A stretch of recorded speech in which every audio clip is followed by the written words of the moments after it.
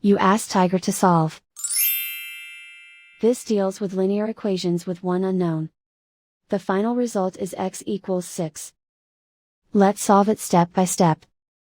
Simplify the expression. Expand the parentheses. Simplify the arithmetic. Group all constants on the right side of the equation. Add 4 to both sides.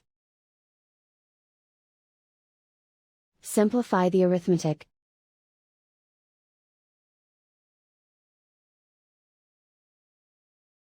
Isolate the x. Divide both sides by 4. Simplify the fraction. Find the greatest common factor of the numerator and denominator. Factor out and cancel the greatest common factor. And so the final result is x equals 6.